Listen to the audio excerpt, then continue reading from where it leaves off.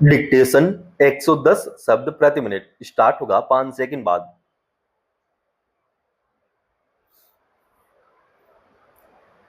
Start. इससे बड़ी विडंबना क्या होगी कि लाखों विद्यार्थी एक भरोसे के साथ जिस परीक्षा में अपना भविष्य बेहतर बनाने के लिए बैठे, वह सिर्फ उनके हित में साबित हो, जिनकी पहुंच उनके प्रश्न पत्र तक हो। देश भर में आयोजित होने वाली राष्ट्रीय पात्रता सह प्रवेश परीक्षा यानी नीट यूजी को सबसे अच्छे प्रबंधन के तहत संचालित करने का दावा किया जाता रहा है, मगर पिछले कुछ वर्षों में जिसमें जिस स्तर की गड़बड़ियां सामने आई हैं, उसमें यह सवाल उठा है कि हर बार कार्रवाई के तौर पर कुछ औपचारिक और दिखावे के कदम उठाकर क्या परीक्षा के प्रश्न पत्र बाहर आने की घटनाओं पर काबू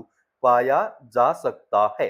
यह इस वर्ष फिर साबित हुआ है कि पहले की घटनाओं से कोई सबक नहीं लिया गया और ऐसे जरूरी कदम नहीं उठाए गए जिससे इस परीक्षा की पारदर्शिता और शुचिता सुनिश्चित हो। नतीजतन इस महीने के शुरू में आयोजित नीट के प्रश्न पत्र लीक होने की खबर आई।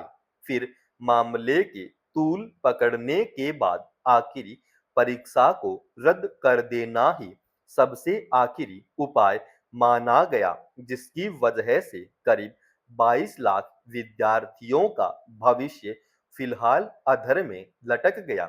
सवाल है कि इस अफसोसनाक स्थिति के लिए मुख्य जिम्मेदारी किसकी बनती है, जो राष्ट्रीय परीक्षा एजेंसी यानी एनटीए सबसे बेहतर व्यवस्था के तहत परीक्षाओं के आयोजन का भरोसा देती रही है। क्या नीट यूजी में प्रश्न पत्र लीक होने सहित अन्य गड़बड़ियों की निरंतरता कायम रहने की स्थिति में अब भी वह अपनी साख और प्रतिष्ठा के बने रहने का दावा कर सकती है? प्रश्न पत्र लीक होने की तथ्य सामने आने उसके राजस्थान के कई कोचिंग संस्थानों में पहुंचने और मोटी रकम लेकर विद्यार्थियों को बेचने की खबरों के बाद सरकार ने मामले की विस्तृत जांच की जिम्मेदारी सीबीआई को सौंपी। उसके बाद से अब तक कई गिरफ्तारियां हो चुकी हैं, जिसमें नीट परीक्षा प्रक्रिया से जुड़ी एनटीए की एक विशेषज्ञ भी शामिल है। अगर खुद एनटीए की ओर से इतनी अहम जिम्मेदारी संभालने वाला कोई शख्स ही प्रश्न पत्र लीक करने का आरोपी हो, तो ऐसे में किसी संस्था की साख की क्या अहमियत रह जाती है? गौरतलब है कि इस तरह की गड़बड़ियों पर काबू पाने के लिए राधाकृष्ण समिति ने अपनी रिपोर्ट में एनटीए में ढांचागत सुधार की सिफारिश की थी।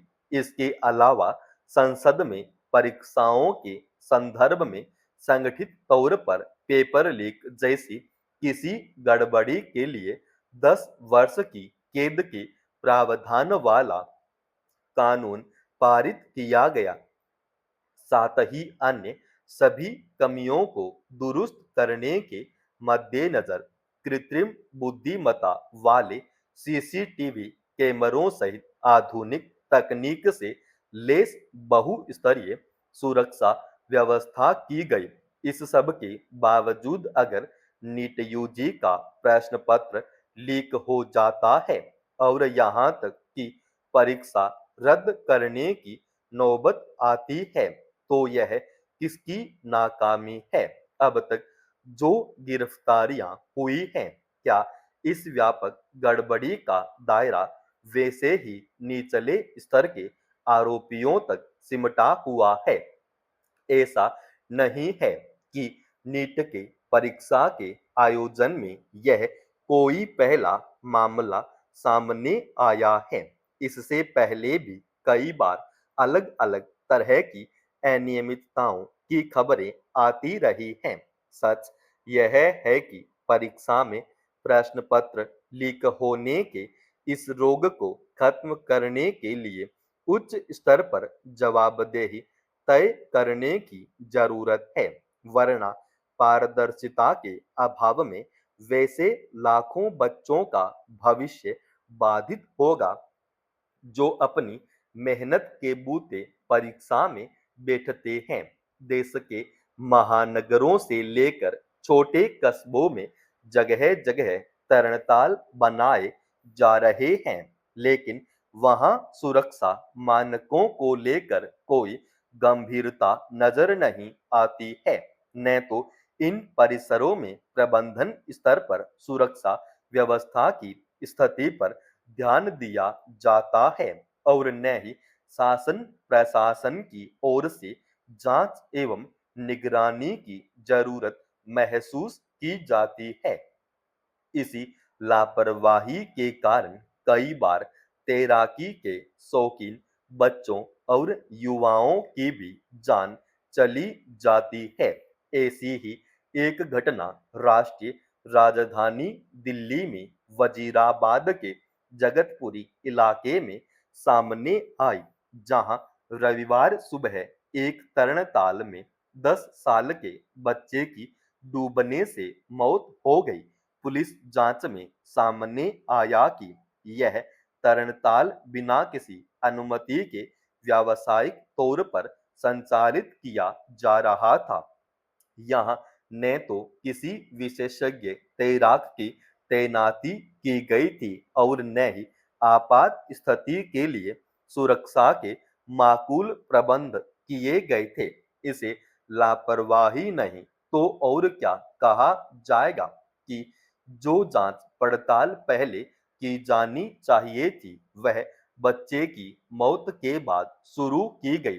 सवाल है कि सुरक्षा मानदंडों का इस तरह से खुला उल्लंघन आखिर कैसे हो रहा है? क्या प्रशासनिक निगरानी एवं जांच तंत्र इतना कमजोर है कि कोई बिना अनुमति के ऐसी व्यावसायिक गतिविधियां संचालित कर सकता है जिसमें किसी की जान जाने का जोखिम हो? तरणताल में डूबने से मौत की घटनाएं अक्सर सामने आती रहती हैं। उत्तर प्रदेश में कौशाम्बी के मंझनपुर में भी रविवार को तरणताल में नहाते समय एक युवक की डूबने से मौत हो गई। इसी तरह पिछले सप्ताह हरियाणा के जींद जिले में भी तरणताल में एक युवक की जान चली गई थी। इन तीनों घटनाओं की जांच में यह बात निकलकर सामने आई है कि वहां सुरक्षा व्यवस्था में लापरवाही बरती गई। यही नहीं, दिल्ली के जगतपुरी में तो तरणताल बिना अनुमति के संचालित किया जा रहा था। जाहिर है यह सब अधिकारियों की मिलीभगत से ही संभव हो सकता है। सरकार को ऐसे मामलों में नियमों को कड़ाई से लागू करने के साथ ही संबंधित अधिकारियों की जवाबदेही भी तय करनी चाहिए ताकि बच्चों और युवाओं की जान के साथ खिलवाड़ न हो। समाप्त। दोस्तों, रोजाना ऐसे ही एडवांस डिक्टेशन के लिए चैनल को आप अभी सब्सक्राइब कीजिएगा और आज के इस डिक्टेशन का पीडीएफ फाइल हमने हमारे Telegram channel study with HP Swami पर डाल दिया है, जिसका लिंक इसी वीडियो के डिस्क्रिप्शन में डाल रखा है।